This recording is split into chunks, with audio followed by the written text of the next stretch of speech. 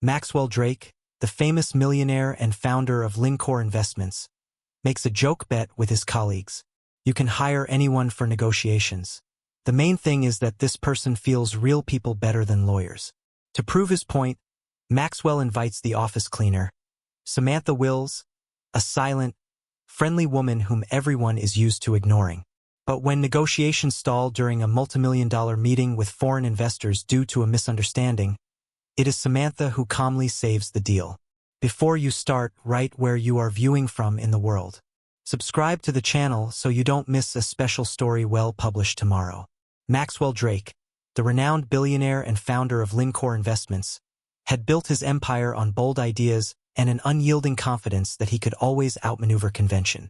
Known for his sharp intellect, innovative acumen, and a charm that could light up even the most sterile boardroom, Maxwell had recently become the subject of heated discussion among his colleagues.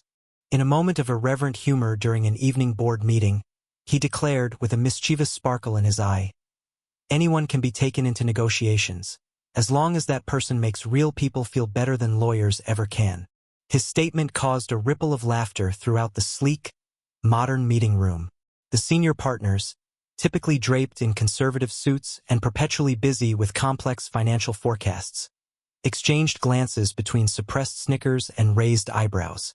They found little to agree with in the notion of employing a non-lawyer, especially someone who, by Maxwell's own design, represented real people, to broker multimillion-dollar negotiations with sophisticated foreign investors.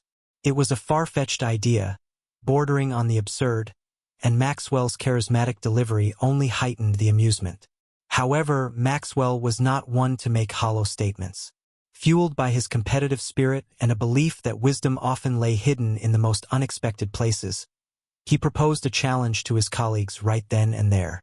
"Let's settle this bet," he declared boldly.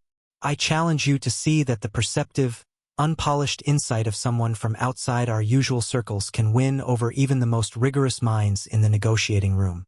I'll put my money where my mouth is." The room burst into further laughter and lively banter. One board member, a portly gentleman with a penchant for quoting industry cliches, remarked, "Maxwell, is that a challenge to our legal eagles? Do you really think that someone with the practical wisdom of a janitor can outshine the polished arguments of our top attorneys?" Another, a sharp-tongued executive known for his sarcastic quips, added, "I'd pay to see that fiasco, and yet, I suspect you're about to prove us all wrong." Maxwell, undeterred by the skepticism and wit of his colleagues, smiled confidently. "I propose we select one person, someone often overlooked, who embodies the spirit of the everyday individual. Let their natural intuition and empathy provide the clarity that even our best lawyers sometimes miss in the twists and turns of negotiations." The light-hearted challenge grew into a kind of office legend almost immediately. To determine the real people candidate, Maxwell casually turned his attention to the unsung heroes of his very own corporate headquarters. In the background of the gleaming glass and steel corridors of Lincor Investments, there was one quiet presence whose name was rarely mentioned in the high-powered corridors of power, the office-cleaning lady, Samantha Wells. Samantha was an unassuming, kind-hearted woman in her early 50s with gentle eyes set in a calm, weathered face. Every morning, she moved through the building. A silence fell over the room before a ripple of incredulous laughter erupted. Colleagues exchanged mischievous looks, clearly entertained by the idea that the venerable billionaire would actually drag the quietly competent cleaning lady from the administrative floors into the high-stakes arena of corporate negotiation. "Maxwell," scoffed one executive, "are you serious? You want to put our board on the line, basing a deal on the counsel of a cleaner?" Another added, "That would be the most bizarre experiment in our history." Samantha, who had overheard the conversation while diligently mopping one of the office lobbies, paused. Her calm demeanor remained unchanged. Her face, touched by years of unpretentious grace, showed only slight surprise at the unexpected invitation. The room's atmosphere oscillated between laughter, disbelief, and the charged anticipation of an unconventional bet that promised to challenge the very notions of leadership and wisdom. After the initial outburst of amusement, Maxwell was unwavering. "I'm serious," he insisted, his voice carrying a blend of rhetorical challenge and heartfelt conviction. I have worked with brilliant minds, and yet, some of the most practical insights have come from those who live outside the echo chambers of corporate law. Samantha, consider this your audition for what I call real-world negotiation. And rest assured, if you win this challenge, it won't just be a victory for me. It'll be a victory for anyone who's ever been underestimated. A collective murmur of chatter gradually arose among the executives, their amusement replaced by a curious respect for Maxwell's audacity. Some saw it as nothing more than a humorous stunt, a momentary break from their otherwise rigid worldview, while others, perhaps in their quiet hearts, wondered if there might be truth in his wild assertion. Samantha herself, ever modest, quietly replied, "If this is my chance to help, then I'm willing to give it a try." Her voice, soft but unequivocal, was the only response she offered in that meeting. The boardroom erupted once again, this time in a mix of laughter, applause, and applause that bordered on incredulity. Maxwell's bet, which started as a light-hearted experiment, had now been set in motion. As the laughter slowly subsided, the corporate titans in the room leaned back in their plush chairs, their eyes alight with curiosity and a touch of admiration. In that moment, it was clear that this experiment was about to challenge every preconceived notion they had about value, expertise, and the hidden reservoirs of wisdom often found in the most unanticipated places. Maxwell Drake's bold wager had set the stage for what would soon become a legendary test of a single, unassuming truth: that real insight often comes not from the polished corridors of law firms or financial offices, but from the genuine, lived experience of everyday people. And as the executives resumed their work for the day, a new energy of anticipation and possibility lingered in the air. A promise that the upcoming negotiation might just redefine the very meaning of leadership and human connection. In the days following Maxwell Drake's bold challenge, the atmosphere at Lincor Investments was abuzz with furtive whispers and amused skepticism.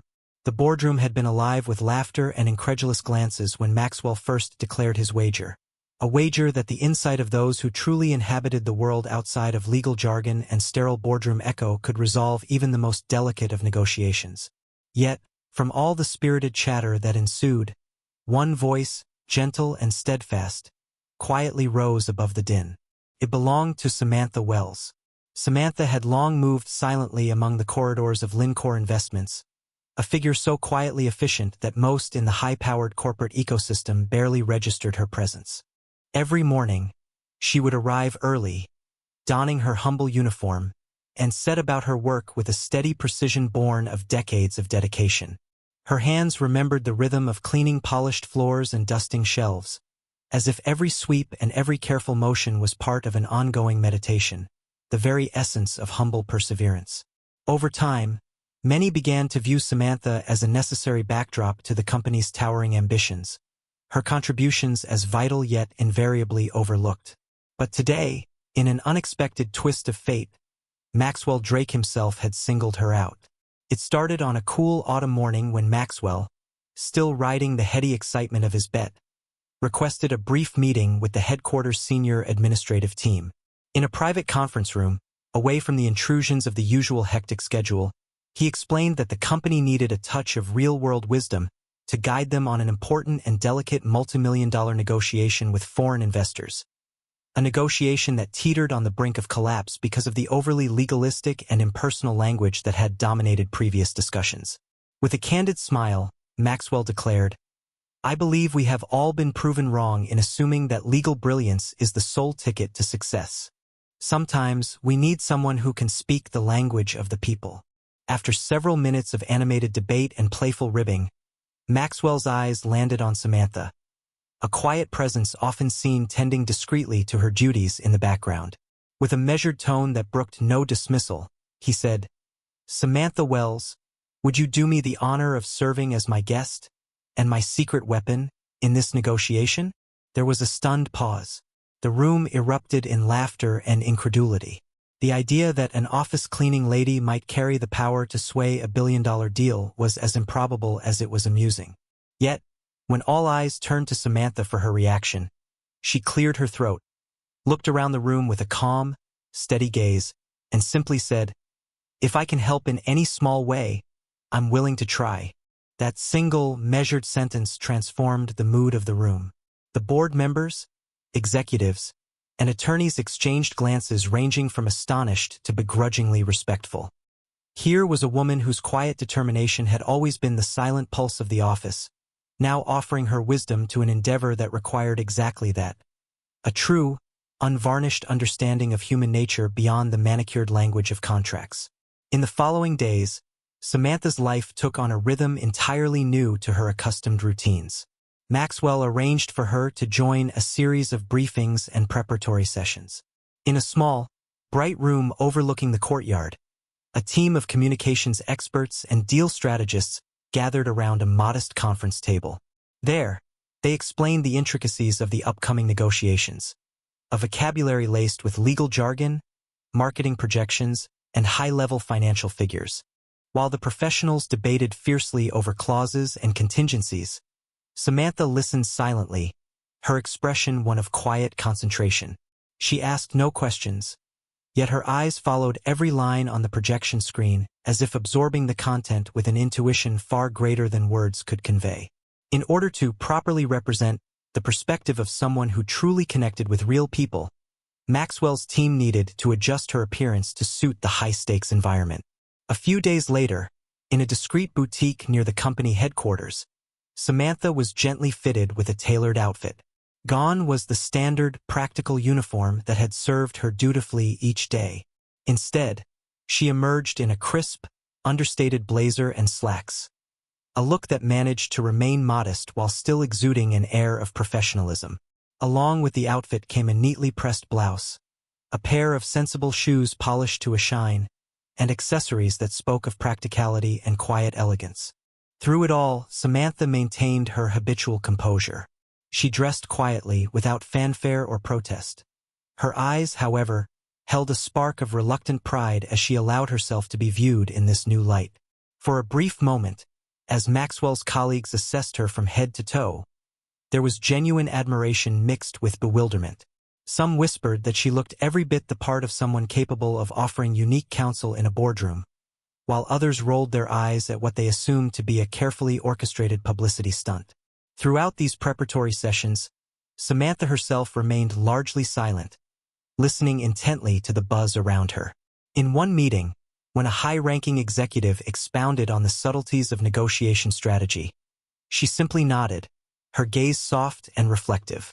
It was as though every word, every financial statistic, and every legal nuance was filtered through a lens of life experience that knew more about human feelings than the cold arithmetic of profit margins. As discussions grew heated and technical, her presence anchored the room in calm, a living counterpoint to the storm of pride and jargon. Yet, as the meetings continued over the span of several days, a subtle transformation began to unfold in the hearts and minds of those who had once laughed at the absurdity of Maxwell's bet. The executives started to see that Samantha's silent, attentive demeanor was not one of disinterest but rather a beacon of real insight. While she never interrupted or offered elaborate solutions, there was a clarifying quality in her quiet presence, one that reminded her colleagues that the true art of negotiation lay not in dominating legal terms, but in understanding the human emotions and desires behind every contract. By the end of the week, Maxwell's bet had evolved from a humorous experiment into a genuine exploration of values. Samantha, in her unassuming way, had become a symbol of the underlying principle Maxwell so often championed: that wisdom often comes from the most unremarkable sources, and that sometimes the most profound solutions are found when one stops talking and starts really listening. As the multinational negotiation loomed large on the horizon and the company prepared for one of its most pivotal meetings, Samantha Wells, once the silent guardian of the corridors, was now poised to step into a role that would profoundly challenge all preconceived notions of leadership, expertise, and the value of real human connection. The day of the high-stakes negotiation arrived with an almost palpable tension in the air. In a sleek, glass-walled boardroom on the top floor of Lincor Investments, representatives from several prominent foreign investment firms gathered around a polished mahogany table. The room was a study in understated opulence, with minimalist artwork adorning the walls and a panoramic view of the city skyline through floor-to-ceiling windows. Despite its modern luxuries, the atmosphere was heavy with expectations and the simmering potential for discord. Maxwell Drake, ever the charismatic visionary, had confidently introduced his unconventional experiment to his inner circle before the meeting. His bet was clear. He wanted to prove that the practical wisdom of everyday experience could cut through the labyrinth of legal jargon that often stifles genuine connection. Yet, as the representatives settled into their seats, there was a noticeable air of skepticism. Their eyes, slick with polished professionalism, flicked briefly towards the corner of the room where Samantha Wells, dressed in her newly issued tailored attire, sat quietly observing. She was an anomaly in this corporate battleground, a woman who, until now, had been nearly invisible in the corridors of power. The opening minutes of the discussion were characterized by the customary pleasantries. Maxwell initiated the dialogue with an effusive introduction that highlighted the company's proud legacy of innovation and trust. But as accentuated slides and detailed financial projections filled the screen, tension mounted. The foreign investors, armed with pages of dotted legal clauses and a cadre of well-rehearsed arguments, soon began to press for specifics on risk mitigation and contractual guarantees. The conversation quickly shifted from warm introductions to a battle of words between cold strategy and human intuition. Maxwell attempted to steer the conversation by emphasizing the company's commitment to real-world solutions and the importance of assessing value based on genuine human relationships rather than merely on complex legal constructs. At Lincor, we believe that the most sustainable investments are not built purely on legal rhetoric or technical perfection, he asserted, his voice resonating with practiced conviction. We believe in forging connections that remain robust even under volatile market conditions, connections that are anchored in trust, empathy, and true human insight. For a fleeting moment, it seemed his words might bridge the gulf between the two camps. However, as the dialogue progressed, the language of contracts and caveats began to overwhelm his message. The lead representative from one of the investor firms, a sharply dressed man with a meticulously groomed demeanor, interjected with a dismissive tone. "Mr. Drake, while we appreciate your sentiment, this is not a forum for sentimental speeches. We require guarantees, and your assurances alone do not satisfy our due diligence." His words, crisp and laden with legalistic detachment, sent a ripple of discontent among several investors. Maxwell's colleagues exchanged uneasy glances as his well-intentioned message was rapidly drowning in a tide of technical objections. One by one, legal advisors began to rack through clauses and reference obscure precedents that further muddied the conversation. Maxwell tried to interject, using anecdotes from previous deals where personal rapport had eventually salvaged a seemingly dead negotiation, but his voice was gradually lost amid layers of formal discourse. The room's air became charged with conflicting viewpoints. On one side were the cold figures of financial projections and legal certifications, and on the other, the faint yet persistent call for understanding the human element behind the numbers. As the tension mounted, some investors' faces hardened with impatience. At one point, amidst the clamor of expert testimonies and contractual debates, a junior member of one of the negotiating teams abruptly stood. His abrupt rise, accompanied by a heated declaration, cut through the murmur. "This is a waste of our time. We're drowning in unnecessary details and overlooking the core of this partnership." His outburst sent a ripple of discomfort across the table. Glares and murmurs erupted, but the damage was done. The delicate balance of the meeting was teetering on the edge. Maxwell, recognizing that his carefully laid plans were slipping away, cleared his throat to regain control of the discussion. He offered a conciliatory smile and tried to reinforce his earlier point. "I understand that the intricacies of legal frameworks are crucial. However, if we continue to focus solely on contractual minutiae without addressing the human element, we risk undermining the very foundation of trust we're trying to build." Yet each time he spoke, his words seemed to evaporate into the dense fog of technical arguments and rising impatience. The atmosphere in the room grew increasingly frayed. A palpable sense of frustration set in. The foreign investors, intent on scrutinizing every financial risk, had adopted a rigid stance that left little room for nuance.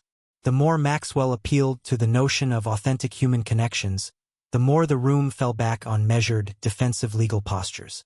It was as if the meticulously engineered language of boardrooms, the cadence of legalese and the comfort of standardized contracts, had become an impermeable wall, blocking out any message that deviated from the procedural norm. Throughout this all, Samantha Wells sat quietly at the edge of the table, her observant eyes scanning the crowd. Her presence was modest, yet she exuded an air of calm clarity that contrasted sharply with the escalating rigidity around her. She remained silent, a witness to the unfolding struggle. A struggle where technical brilliance was clashing head-on with the profound need for genuine communication. Her expression was a blend of quiet concern and inner resolution, as if she sensed that the crux of the problem was not in the numbers or the contracts, but in the loss of empathy and understanding that had visibly enfeebled the negotiation process. Maxwell's voice, once so confident and magnetic, now faltered under the weight of mounting skepticism. Words that were meant to reassure and bridge gaps were drowned out by the relentless precision of legal arguments. The sense of disconnect deepened, and the once bright promise of forging a real partnership began to wither in the glare of excessive formality. The boardroom had transformed into a microcosm of modern enterprise, a place where information was exchanged in rapid, calculated bursts, but where human warmth and instinct were increasingly in short supply. Maxwell watched helplessly as the momentum shifted away from his vision, his gamble on the wisdom of real people seemingly dissolving into a tempest of unyielding technicalities. The meeting churned on with voices raised, disagreement mounting, and the initial spark of innovation threatened to be smothered by a bureaucracy that no longer recognized the value of silent empathy. In that fraught environment, the stage was inadvertently being set for a breakthrough. Amid the rising chaos, Samantha's poised silence was a beacon of accumulated experience, a reminder that sometimes the simplest, most unadorned truths are the ones that trigger the real change. Though Maxwell's words had faltered momentarily, the negotiation was far from over. Each participant in the room was now poised on a knife edge of frustration and hope, waiting for that one moment, that one voice that would cut through the noise and salvage the dwindling trust in what could otherwise become yet another failed deal. The boardroom's atmosphere had reached a fevered pitch. The tension that had been building over hours of disputative dialogue between Maxwell Drake's team and the stiff, legalistic contingent of foreign investors now threatened to shatter any hope for an agreement. Detailed financial projections, clauses, and counter-arguments flowed back and forth like an endless volley of technical jargon. Despite Maxwell's impassioned pleas for a return to genuine human connection, his belief that warm, intuitive approach could bridge the hard linoleum of legal formalities, the discussion had descended into a standoff of rigid positions. Then, in a sudden and jarring act, one of the lead representatives from the investor side, a sharply dressed executive known for his unyielding pragmatism, abruptly stood from his chair. With a voice that reverberated across the silent room, he declared, "This is a waste of time." His words cut through the din of legal minutiae like a razor, and for a moment, the chaos halted. Every eye in the room fixed upon him, some filled with indignation, others with disbelief, and still others with a dawning realization that the process was about to collapse under its own weight. His outburst was not merely a protest. It was the crystallization of mounting frustration over endless, lifeless debate. In the wake of his declaration, the room's tension deepened. The murmurs of discontent among some investors swelled into an uncomfortable murmur of dissent. The corporate lawyers exchanged glances as if silently admitting that even their erudite arguments were failing to capture the essence of what was needed to move forward. Maxwell's confident voice faltered. He could see that the bridge between the two perspectives, lawyers' dry precision and the human element of genuine connection, had collapsed. It was amid this near-chaotic stalemate that Samantha Wells, who had been silently observing from the periphery, sensed that this was the pivotal moment. For hours, she had quietly absorbed every nuance, every heated word, every skeptical glance, every sigh of exasperation. In her unbroken silence lay a well of life experience shaped by the challenges of everyday interactions and an innate understanding of what truly moves people. Feeling an overwhelming urge to break through the deadlock, Samantha slowly rose from her seat. All eyes turned, unexpectedly, to the unassuming figure who had until then been relegated to the background. With a quiet dignity that belied the gravity of the moment, Samantha raised her hand and politely requested the floor. "May I speak, please?" she said in a soft yet steady voice that resonated with calm authority. The room, suddenly aware of the shift in energy, fell into an anticipatory hush. Even the vocal investor, whose previous outburst had commanded attention, paused in his tracks as curiosity replaced his stormy defiance. Drawing a slow breath, Samantha addressed the assembly. In clear, simple language that cut through the complexity of legal and financial rhetoric, she said, "We have become so entangled in technicalities and clauses that we have forgotten the simple truth. People do business with people they trust. Trust is built on sincerity and the honest exchange of human values. It is not created by endless lines of legal text." Her words, delivered without flourish or self-assertion, held the power of an unfiltered truth. The statement was brief, a single sentence, plain in its construction, but it encapsulated what not only Maxwell but many in the room had silently yearned for. Her metaphor was as gentle as it was profound. In a half-smile, she continued, "When you let genuine human connection speak, even in the midst of the most complicated negotiations, the truth becomes clear. Consider this: a handshake, a nod of understanding, or simply the honest word that you see the person beyond the paper. It matters more than any clause could." For an instant, time seemed to suspend. The legal advisors, whose voices had dominated until now, grew quiet. The investors' hardened expressions softened as if touched by the sincerity that emanated from the unassuming woman standing before them. Even Maxwell, sitting at the head of the table, allowed himself a brief look of renewed hope. In that moment, the dense fog of technicality began to lift, unveiling a pathway back to the essence of genuine rapport. The investor who had shouted, "This is a waste of time," slowly lowered his head in contemplation. His initial anger was gradually replaced by a quiet introspection, as if Samantha's words had reminded him of a long-forgotten principle, that beneath every contract, every negotiation, there lay the beating heart of human connection. One by one, other representatives exchanged murmured acknowledgments. There was no grand epiphany, no dramatic sweeping gesture, only the subtle, cumulative effect of a simple truth finally heard by all. In that decisive moment, the stagnant energy of the room shifted. The tension that had threatened to stalemate the negotiation began to dissipate as voices merged into a discussion that balanced the necessary rigor of legal precision with the empathetic nuance of real-life experience. Samantha's intervention had done more than just calm the discord. It had reminded everyone present that despite the complexities of billions of dollars and legal binders, at the core of every successful venture are the very human experiences of trust, empathy, and respect. As the conversation resumed in the softened atmosphere, Maxwell Drake's eyes met Samantha's with a spark of proud acknowledgement.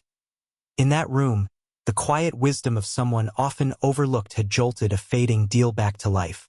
The simple power of her words reestablished the importance of seeing beyond formalities and recognizing the real, beating heart behind every negotiation. In the wake of Samantha's poignant words, the atmosphere in the boardroom shifted almost imperceptibly at first and then with growing clarity. What had been a cacophony of legalese and rigid contractual demands gradually yielded to a quieter, more reflective hum. For a long moment after her brief, sincere intervention, every participant seemed suspended in a state of introspection. The investor who had vehemently proclaimed, "This is a waste of time," lowered his gaze, his previous anger now replaced with a tentative openness. Even the most stalwart legal advisors, whose expressions had been etched with the cold precision of precedent, relaxed their rigid stances. In that silence, the room found space to remember a fundamental truth. Behind every clause and figure lay the unspoken, human element of trust. Maxwell Drake, seated at the head of the table, carefully observed this transformation. His eyes, full of both relief and quiet astonishment, scanned the room as if confirming that the moment of breakthrough was real. The tension that had long threatened to stifle the discussion began to ebb, replaced by cautious nods and soft murmurs of agreement. One by one, representatives from the investor side began to share glances that spoke of reconsideration, expressions that conveyed the dawning realization that, perhaps, they had lost sight of the essence of successful partnership. Emboldened by Samantha's clarity, one of the senior investors cleared his throat. In a measured tone free of his earlier acrimony, he ventured, "Perhaps we have been overly immersed in our legal technicalities. What we truly need are assurances of mutual trust, an understanding that transcends paper contracts." His words, tentative yet sincere, resonated with the others around the table. A murmur of assent rippled through the room.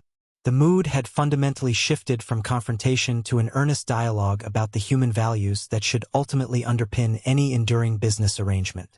Taking advantage of this turning point, Maxwell leaned forward and addressed both groups with renewed passion. At Lincor, we know that our strength comes not simply from financial acumen or meticulously drafted contracts, but from forging bonds based on genuine understanding and respect, he stated, his voice clear and measured. Today, let us work together to forge an agreement that honors not only our fiscal responsibilities, but the very human element we sometimes overlook.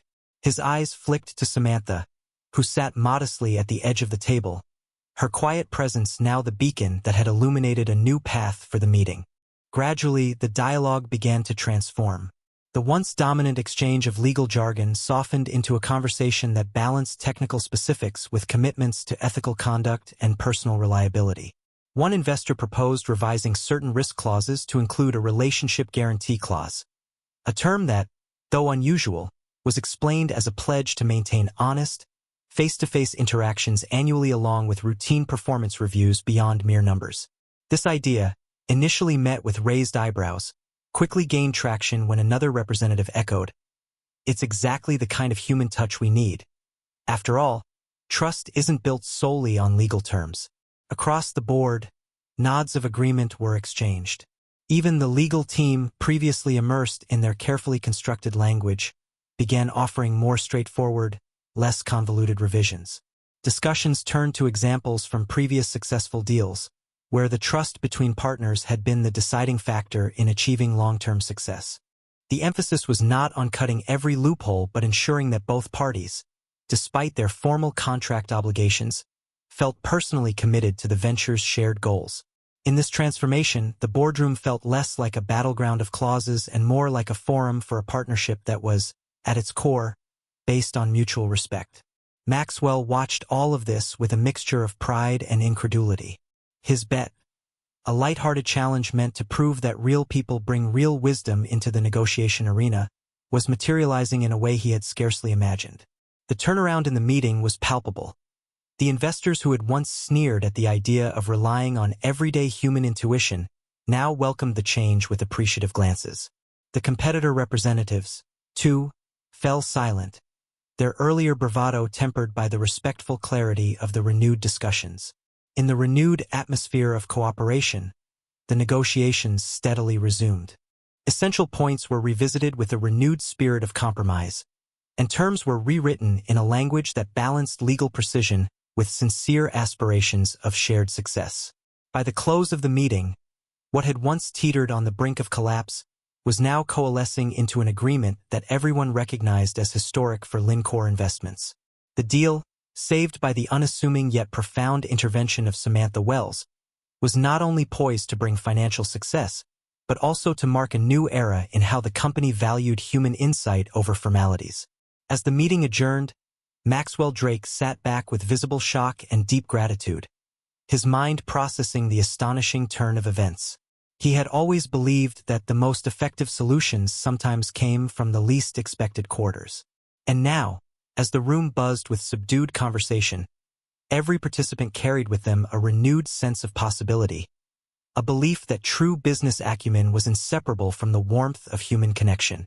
As the renewed conversation unfolded in the boardroom, an almost palpable excitement replaced the earlier tension, a transformative energy that stemmed from blending exacting legal details with genuine human emotion. With Samantha's simple yet profound statement lingering in the air, the investors and executives began reshaping the negotiation from an impasse into a collaborative, trust-based dialogue. One by one, the previously entrenched positions softened. The investor who had so vehemently declared, "This is a waste of time," now leaned forward in his chair, his gaze reflective rather than adversarial, as he murmured, "Perhaps there is more to this deal than mere legalese." Maxwell Drake, who had championed this unorthodox approach, observed as the legal team and investors initiated a series of thoughtful revisions to the draft agreement. Gone were the convoluted clauses and defensive legal safeguards, replaced instead by a streamlined set of terms explicitly designed to honor trust, human connection, and long-term accountability. One senior investor proposed a relationship guarantee clause, a measure that codified not only risk controls, but also an annual review of interpersonal commitments. "It isn't solely about protecting investments," he explained, "but about ensuring that every party to this deal remains accountable to each other as human beings first." His words, combined with Samantha's earlier intervention, began to dissolve the rigid atmosphere that had once dominated the meeting. Gradually, heated objections gave way to a cooperative spirit. As amendments were proposed, debated, and then embraced with nods of agreement, the room transformed from a battleground of technicalities into a forum of mutual respect. Detailed slide presentations and pages of contract drafts were set aside as participants recalibrated their focus from mere numbers and legal safeguards to the genuine value of human trust. Even the stern legal advisors, often seen as guardians of protocol, found themselves quietly conceding that there was wisdom in returning to fundamentals, acknowledging that any successful venture hinges on authentic relationships and unwavering personal integrity. In a decisive moment, Maxwell rose from his seat at the head of the table. With the gravity of a man who had witnessed something extraordinary, he said, "Today we have redefined what it means to do business. This agreement is not just about dollars and clauses, it's a testament to the power of human insight. I stand in awe of the transformation we've achieved here, a change that has been made possible by the simple truth that trust is built on genuine connection." His voice, both measured and inspired, rippled through the room. The competing voices of doubt and bureaucratic rigidity that had once threatened to derail the negotiations were now hushed by the force of a renewed collective purpose. As discussions resumed with a renewed spirit of collaboration, detailed signature blocks began to appear on the revised contract. One by one, representatives from the investor team and Maxwell's own board signed off on the agreement. The ceremonious act of signing was punctuated by quiet smiles, respectful glances, and a subdued sense of awe that permeated every corner of the boardroom. Even the competitor representatives, who had earlier maintained a defiant silence, seemed momentarily humbled, their previous criticisms now rendered vestigial in the face of an outcome that everyone recognized as a breakthrough. Maxwell's own reaction was one of near disbelief. He sat back in his chair, his eyes scanning the table filled with signatures and mutual nods of respect. He felt as though he were witnessing a quiet miracle, the kind of historic moment that redefines the very culture of a company. In that final hour of negotiations, he was struck by the realization that his bold bet, so laughably dismissed just days before, had evolved into an undeniable testament to the value of intuitive human wisdom. The deal, which had teetered on the brink of collapse, was now firmly agreed upon. A landmark agreement that would not only secure a multimillion-dollar contract but also redefine Lincor Investments' approach to partnerships. Throughout this entire process, the impact of Samantha Wells's unassuming intervention was unmistakable. Her quiet presence, her ability to distill complex frustrations into a simple, unadorned truth, had reawakened the human spirit in a room once dominated by cold calculations and legal detachment.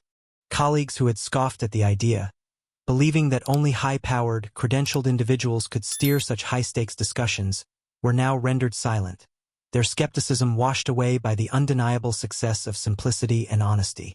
As the final agreement was sealed, the room was filled with a stirring sense of accomplishment and quiet triumph. No one spoke in boisterous celebration. Instead, a profound gratitude lingered in every respectful nod and thoughtful smile exchanged among the participants. Maxwell, still absorbing the enormity of what had transpired, looked around almost in disbelief, his mind racing with the possibilities that such a human-centered approach could unlock for the future of corporate negotiations. In that historic moment, the experience had reshaped not only a single deal but also the very culture of decision-making within Lincor Investments. The silent, newfound admiration for Samantha's intuitive wisdom was evident in every reflective glance, every hushed conversation that followed. The representatives from competing firms, too, sat in pensive silence, bearing witness to the transformative power of empathy over entrenched formality. Even those whose initial skepticism had bordered on derision now recognized that the true strength of any agreement lay in the recognition of our shared humanity. Maxwell Drake's eyes glistened with quiet astonishment as he finally whispered, "I am stunned that we almost lost this deal. And yet, thanks to one simple voice, we have not only salvaged it but laid the foundation for a new way forward." The competing voices and rigid postures faded, their silence speaking volumes about the lesson imparted that day. True business acumen isn't measured by the pomp of legal expertise alone, but by the inherent value of genuine understanding and compassion. As the meeting adjourned with firm handshakes and subdued congratulations, the boardroom doors closed on a day that would forever remain etched in the company's history. A day when the convergence of high finance and human wisdom proved that sometimes, the smallest voices can have the most powerful impact. After the successful negotiation, as the boardroom slowly emptied and the weight of the historic agreement began to settle over Lincor Investments, Maxwell Drake felt a mixture of elation and gratitude that he had never expected.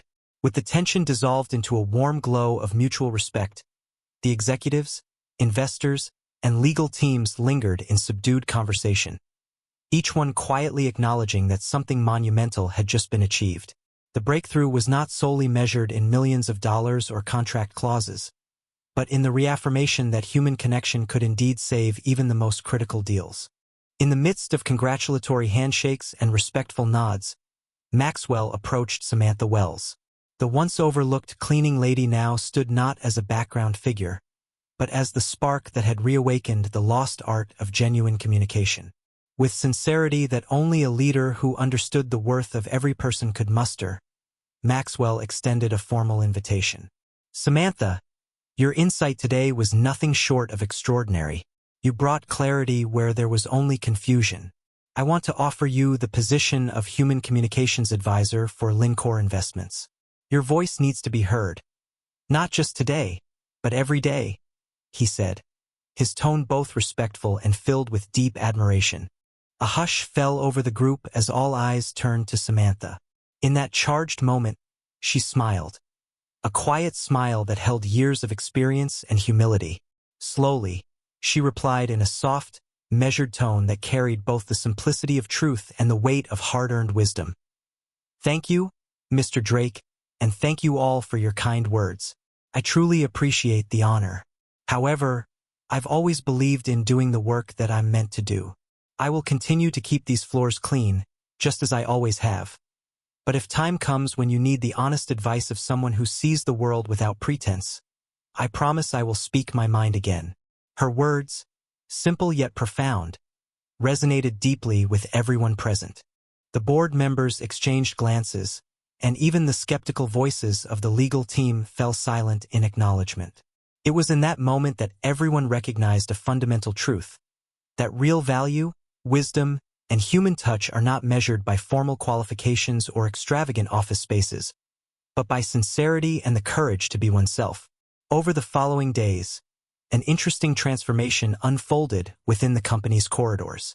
Colleagues who had once confided only in business statistics began talking about the importance of empathy. Executives started seeking advice on interpersonal matters, and what had been an impersonal, fast-paced corporate culture slowly began to radiate a more inclusive, human warmth. Internal memos were sent out praising the new culture of trust at Lincor, and even the board's annual report mentioned the breakthrough as a turning point in the company's approach to negotiations. Maxwell, who had long built his empire on vision and daring, now found himself equally proud of his company's blossoming heart. He instituted initiatives like regular human connection workshops, where every employee, from top-level managers to custodial staff, was invited to share ideas on improving workplace communication and collaboration. The The story of Samantha's quiet intervention became a cherished legend within Lincore, a living example of how humility and authentic insight could not only salvage deals, but also transform an entire organizational culture. News of the incident quickly spread beyond the company walls.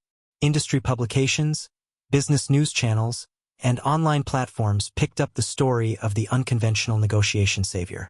Headlines read, "The Power of Listening, Lincore's Unlikely Hero," and "From Cleaning Floors to Changing Corporate Culture, the Samantha Wells Effect." Social media buzzed with thought-provoking discussions, with many commenting on how true brilliance isn't always found in boardrooms or educational diplomas, but sometimes in the quiet corners and overlooked roles of everyday life. In one heartfelt interview on a prominent business podcast, Maxwell remarked, "The experience reminded me that expertise isn't defined solely by academic credentials or high-powered degrees. Sometimes, the most valuable contributions come from those who live life with authenticity and empathy."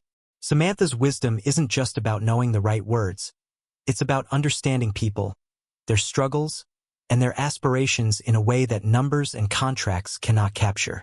As the dust settled on that fateful day, Lincore Investments emerged not only with a historic deal but with a renewed commitment to valuing human dignity above all daunting formalities. Samantha Wells' intervention had become a symbol of hope, a reminder that every person, regardless of their title or position, holds within them a spark of wisdom that can brighten even the darkest corners of corporate life. And so, while Samantha continued her work, tidying corridors and quietly observing the ebb and flow of daily activity, she left an indelible mark on everyone around her. Her promise to speak when needed was more than a personal vow. It was a promise to the future of a company that had learned to listen, respect, and cherish the insights of even its most humble members. Sometimes true intelligence has no degrees. Sometimes the greatest value lies with those we often overlook. Subscribe so you don't miss more stories where dignity and wisdom triumph over formality.